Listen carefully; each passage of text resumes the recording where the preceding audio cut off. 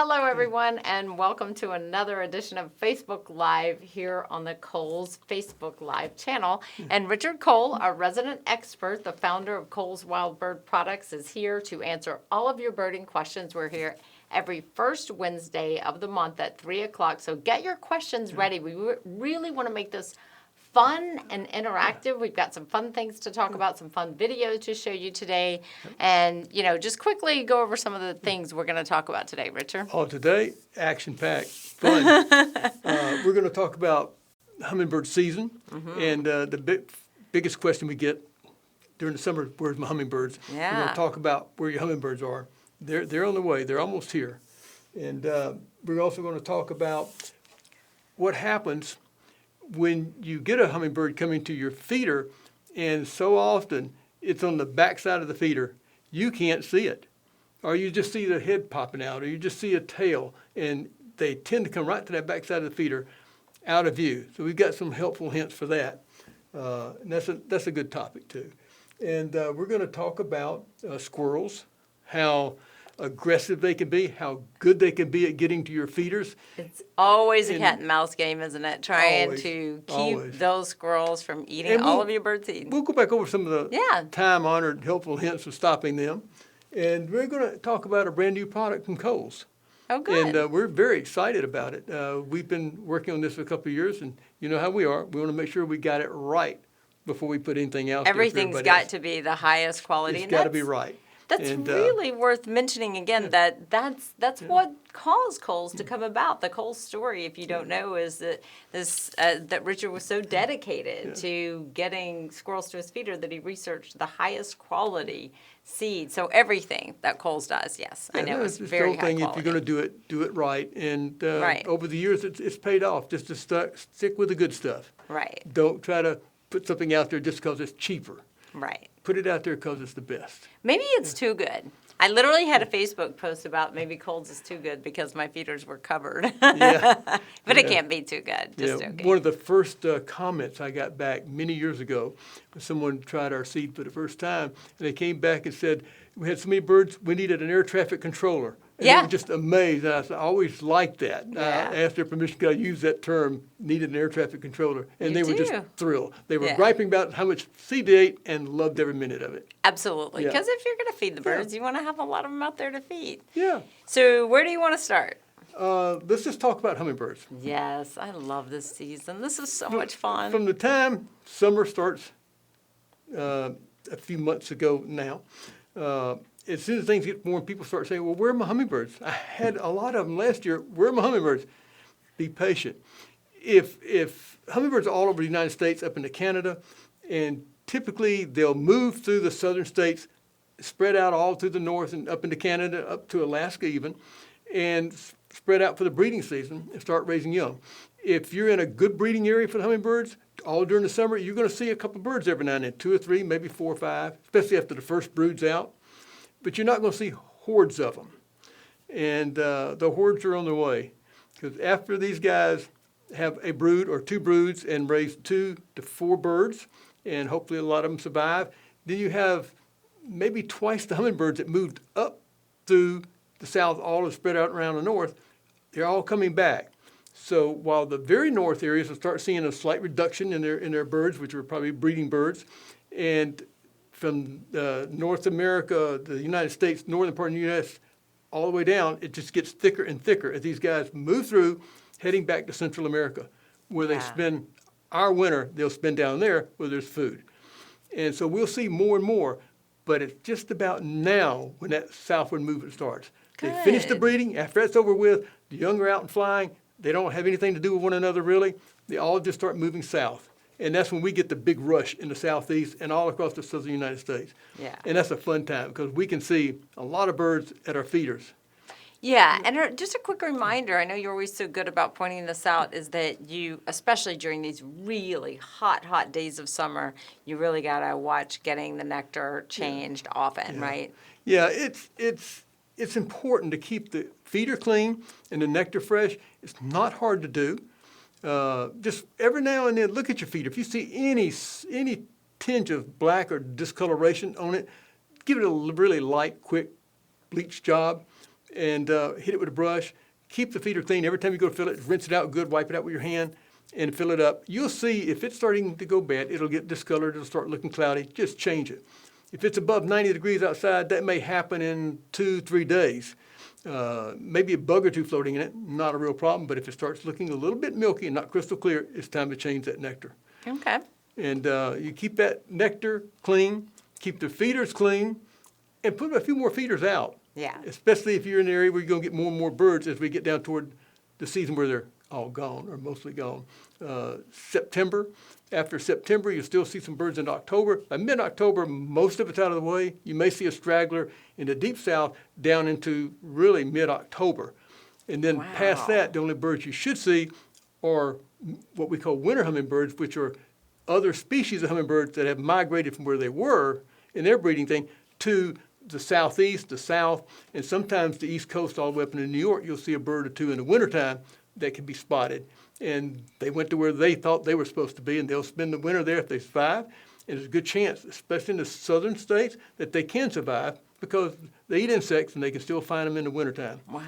And You leave your feeders out all year long, don't you? And I encourage everybody to do that because after the rufous hummingbirds in the west and the black-chinned hummingbirds in the middle of the country and the ruby throats in the east have done their thing, raised their young, head Central America, they move on out. So by late November, December, there shouldn't be any hummingbirds around, yet we find them. And it's because they do this dispersion thing where they don't necessarily all go to where they're thought they're supposed to, but some of them come to the southeast, especially the southern states have more and more. As an example, Georgia now has, I believe, 12 or 13 species of hummingbirds documented to be here. Ruby throats in the summertime, 11 or 12 more species in the wintertime. We find onesie-twosies. They get reported, we get somebody out. They actually capture, document the bird, and put a little band on it. So we know exactly what's going on. And this happens all in the United States. Mm-hmm. It's always nice to keep your feeder out, because if there's a bird there, it might need a little of that food in the wintertime. And also it's good to know if a bird gets reported to somebody, your local wild bird type store, or somebody called the Audubon Society, say, look, I have a hummingbird coming to the feeder in the wintertime, and they should be able to get in touch with someone who will know what to do. Right. And probably what to do is you just keep the feeder clean for them, let them do what they're supposed to do, but someone may want to come out. There's people in the United States who have a special license to trap and band hummingbirds for research. And two of them work right here out of the Atlanta area. And they're very good at what they do, and they give us a lot of information about hummingbirds. So if they're around, they'll get out there, catch the bird, see what it really is. It's probably not one of the birds that was there in the summertime. Yeah. It's probably going to be a bird from the west if you're in the east, and maybe ruby throat from the east might be over in the western United States in the wintertime. So something interesting to check for. Yeah. So I wanted to let you know, and we want to encourage all of you to write in your experiences, write where you're watching from. We'd love to see that, and we want to engage with you. We want to hear your stories. We want you to ask your questions. So we have our first question from Ron Ballard. I'm just going to read it. I do see more hummers here in Georgia in fall, but they are very territorial and usually see one hummer at a feeder at a time. Is there any way to attract more at the same time, or is it really just up to them to decide if it will happen? All of the above. All of the above. A couple of factors come into play. They're certainly all territorial. The immature birds, both males and females, are very aggressive with one another. The adult males obviously are aggressive. The adult females are aggressive. They want their food source protected. They see a food source, your feeder, they're going to try to protect that thing. They'll sit close by. Any bird even comes around, you see them buzz. So this is what you're watching. One bird dominating a feeder. Maybe 3 days later, that bird's moved on. There's another one taking its place to do the same thing. What can you do about it? First of all, you're lucky you've got more than one bird.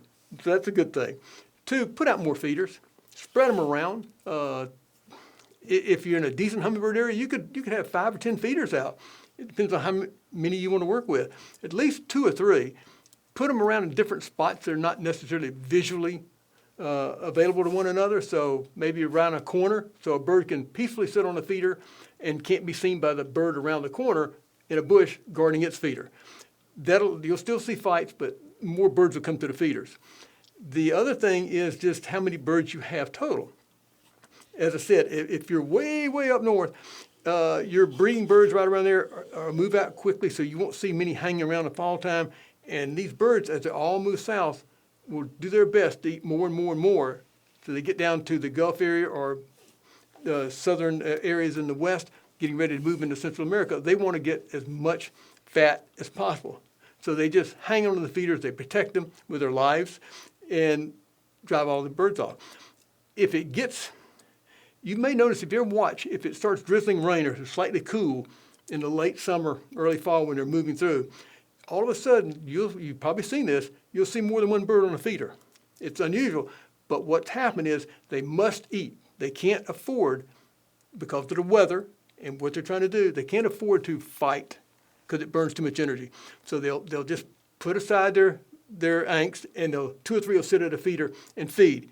Then they'll pretend to fight a little bit, but if they can't, if the weather's not cooperating, they need the food, they'll all share a feeder. I've seen birds literally on top of each other, one on top of the other, 2 beaks, 3 beaks at a time into a feeder port, trying to eat. I want to see that. Because it was cool weather in the mountains, and they had to eat. Right, and I do want to see that, and that's a great hint. So also, I know you've got some hints about how to get them to come around where you want to see them. Yeah. You get a great hint for that. One of the problems of trying to watch hummingbirds, especially when there's just 1 or 2 at the feeder, here's a feeder that's used a lot right here. It's a nice feeder, a little hard to clean and everything, but it's a great feeder. You hang it out, and you're in here watching the feeder. Where's the bird come? It comes to the backside. Mm-hmm. Just for most of the time, it's right there. Right. You can't see the bird through the feeder. So you got a problem. We've got a solution. Painter's tape. Yep. Cheap, easy. Just tear off a little piece. Just put it right across the feeder like that, right across the port. It'll stay. It won't come off in the rain. It doesn't gum up your feeder, and it blocks that port. So the bird will come look there and come around to a port on the side where you can actually see it feed. And actually, the side view is one of the best views. So that's a helpful hint. And I've been doing that for years, and it works very well. Sometimes I'll pull a feeder out next year and still have a piece of tape stuck on it. Yeah. So and you get them to just come around so that you can watch them, right? Yeah, force them around to the side of the feeder you want to see them on. Yeah. That's great. There's something else you could really do to see the birds better. Don't worry about putting the tape on there. Get a feeder. A selfless promo right here. Selfless promo. Cole's Hummer High Rise feeder. And the great thing about this is, you can see the birds, the birds are up on a perch. Here, it's up above, so the birds sit and reach down. You can see through, no matter where the bird is, it's raised up above the feeder. You get a great view of that bird. It is so cute because you can see their little feet way up there. I love it. We have one, and I absolutely love it. And they're easy, and I love the ant moat. They do. It's got a very, very deep ant moat. I'll show you real quick on one of these other feeders. They feign an ant moat. It's a little teeny thing right here. Some water may collect in. It's gone very quickly. This has a nice reservoir of water. You can pour a little 1/4 cup of water down in here. The ants can't get here and swim across the moat to get to your feeder. And sometimes the birds will drink out of it also. And that's enjoyable. I mean, to see them, because I don't have a fountain out there for them, but they'll come and just take a quick little sponge bath, and then they'll get something to drink. So it's great. So this time of year, more birds are going to be coming. They're going to be hungry. They're going to start fighting. And put several feeders out. Like I said, visually separated. If you have more birds, you can have them just a few feet apart. They'll come to them if there's a lot of birds, depending on how many birds you have. Yeah. And another very important thing is, what do you put in them? And this is something that's near and dear to my heart because I love hummingbirds. And I've been involved in hummingbird research for a lot of years. And I want to make sure that when they come to my house, they're taken care of. So I always put good stuff in there. Cole's has looked at the solution. We see products out on the market that these are for hummingbirds, and most of the ones we saw, we just pick up, look at the label, and just cringe. Oh my goodness! Really? Look at what's in this stuff. I mean, instead of hummingbirds drink nectar, you have to look at what nectar's made of, and a lot of people take plain sugar table sugar, it's fine. Mix it with water, put it in there, and put it in a hummingbird feeder. And that's great. The companies that are out there tend to use preservatives and put artificial coloring in there, and that's not as great. We've got something kind of like our other products. This is, look at that, a brand new product. That's wonderful. Yeah. And it's Cole's Nature's Garden Hummingbird Nectar. And it's not just any nectar. We researched for what the birds actually get out of flowers. And there's basically 3 different sugars. Really? 3 different sugars involved in natural nectar that they receive from the flowers. And it's in a certain percentage. So we know what the precise or average amount of sugars in the fluids they're drinking from the flowers. And we know what 3 types of sugars that they're getting from that. So that's what we did. It's about time. No preservative, And- no dyes, no mixing or boiling. No. It's just It's- easy. you just open it up, pour what you need, put it back. Did you ever taste it? Yeah, of course.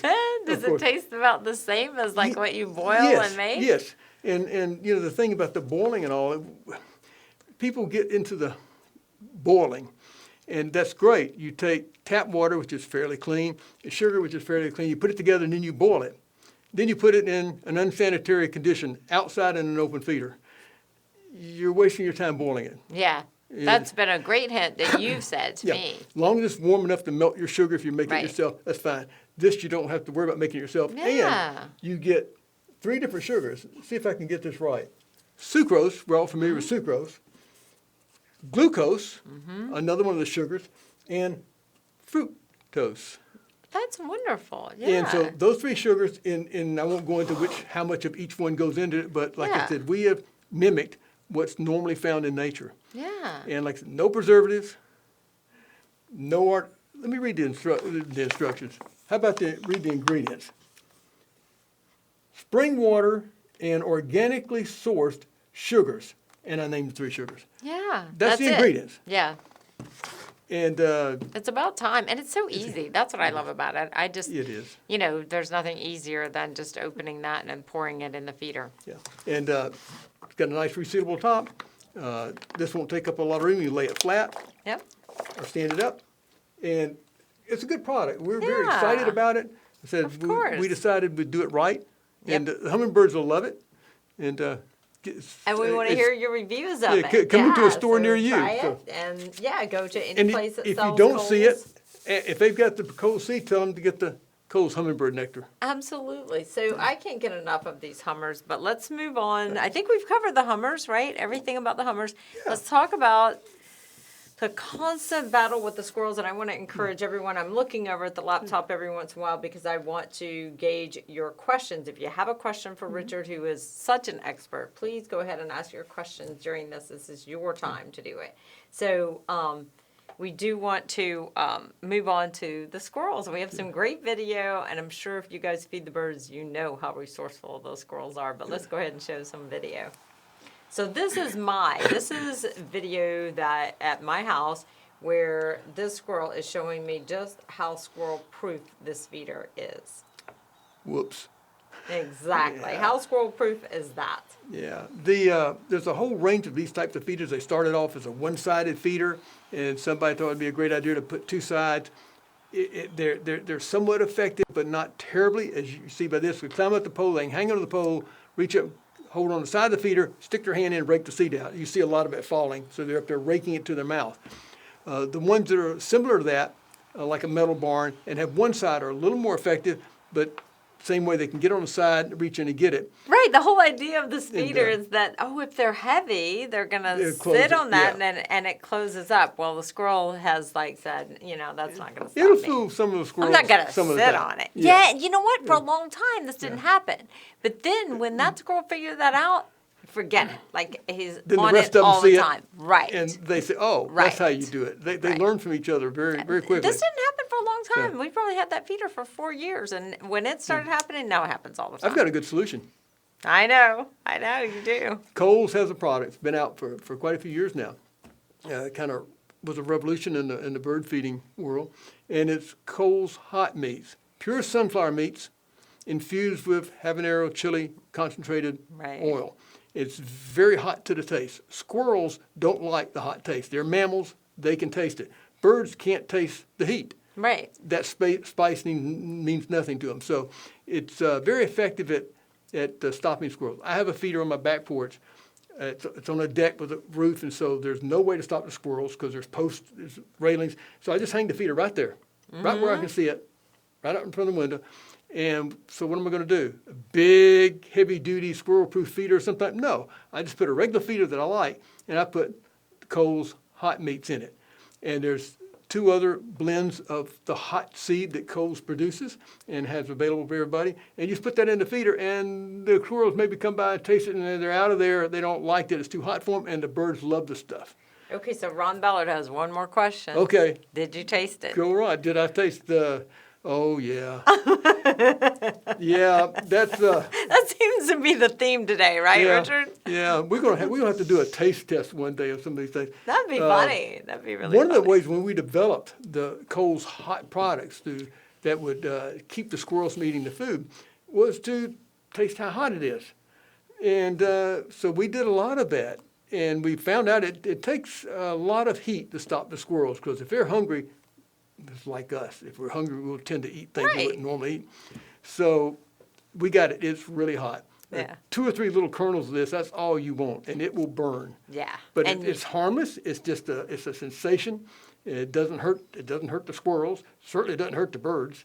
And squirrels tend to leave it alone. Yeah. So yes, it's hot. There's also the way we get the concentrate on there is reduced and concentrated to a point, and we have what they call a Scovility rating. Scovilles are units that measure how hot something tastes. And they can look at the chemistry inside the organic compounds and say, well, this is the hot part of the chili pepper oil. This is what's actually going to put the burn in, and to use it. Some of your hot sauces out there, well, a lot of the hot sauces out there commercially sold, use this capsaicin or reduced or concentrated chili oil to enhance the heat in their food products. Right. And so it's the same principle. We're using that, but it's on the bird seed and done properly to get it into the bird seed so it really has an effect on them. Yeah. And it's highly effective and makes it so much easier. Just put a nice feeder there. Squirrel comes, goes away. The birds eat right there in front of you without having to do anything weird or fancy. Right. I think we need to show one more video, too, of the squirrels, just illustrating. Richard got this video as part of his research into into squirrels and how crafty they are. Look at that. This is over 10 feet away, that tree is. And the feeder's like 6 feet off the ground. And I never thought a squirrel was going to be able to make that jump. Well, he There sure you do. go. I Super wouldn't have squirrel. thought they would be that daring. They are daring little creatures. They And- are so agile. And I was fortunate to catch that. Yeah, I've never you seen were. a squirrel. That feeder has been there 12 years. And this was a few years ago. I'd never seen a squirrel do that before. And I haven't seen one since that one left. I figured it had 3 broken legs or something. But I don't know. Yeah, don't bring that squirrel over here Yeah. and show all the rest of our squirrels that trick. So They they are are amazing. very aggressive. They're very good at getting the feeders. And just be diligent. Look where you put the feeder. Get it away from something they can easily jump from. Yeah. And look at the literature and try to find a feeder that looks like it was really squirrel-proof. A single-sided iron one is okay. There's several others where things close down. They work okay. If you can't do that, just put Cole's hot meats in it. Yeah, that's a simple, easy solution. Okay, so let's talk about, I did have a question about when birds like to feed the most, because I noticed right after a big rainstorm in the afternoon, my feeders were covered with birds, more birds than I've ever seen. Lots of birds. They were just trying to knock each other off each one of those little ports. They were hungry. They were, yeah. And look at how popular, like, the seed in the foreground is. I believe that's special feeder. Of course. But they were just, they could not get enough of that. And then that safflower and then the sunflower meats in the meats house. But, so I had asked you, and this is what I wanted to know, like, do they seem to be more hungry after a rainstorm? They seem to. Really, there's 3 times a day of each day that you'll see birds feeding a lot. Kind of like us. They get up in Maybe the morning, so. they're hungry. It's time to eat, time to get fuel for the day. So early morning, Is it like sunrise? yeah. Anytime. You'll hear Okay. you'll hear birds singing, especially in Yeah. the summertime breeding season, well before the sun's out, and they're getting up. They're ready to go find food. So they get out and hit the food sources early. So maybe up till 9:30 or 10 o'clock, you see a lot of activity, especially a little bit earlier, and then it wanes a little bit, and you'll see some more probably noon to 2, and sometimes 3. You see a group of birds coming in to feed. And the next busy period is late afternoon, but right before they go to bed. And they do tend to go to bed early. Cardinals and all may stay out a little later. They tend to be very early and very late. But most of the birds, by 5 o'clock, it's time to go. But it's kind of like us. They just need to eat early, need to eat late because they got to go without food now for a while. And in the middle, they're just filling up when they can get the food. Then when it rains, I don't know exactly why that is. We can speculate that, well, they just had to sit for a while without being able to forage. Yeah, Then maybe maybe so. an hour, Yeah. they're just hanging onto a limb, waiting on this rain to stop, and then they can run out and get something. Maybe it feels a little cooler, maybe it's a little wet. But yeah, they'll hit the feeder right afterwards. Maybe they're a little bit like us that when they know there's a snowstorm, oh my gosh, we have to stock up, and they know it just rained. I gotta stock up. Hurry now. up and get some food. It may continue to rain. That could well be Yeah, it. we got a break in the rain. Let's go eat. Yeah. But they do that. And there's a side question to this, and I think a lot of people, I've heard it before, they all seem to come together. You'll see chickadees, titmice, and all the different birds right there together at the same Right. time. It's almost like they're following each other around. Yeah.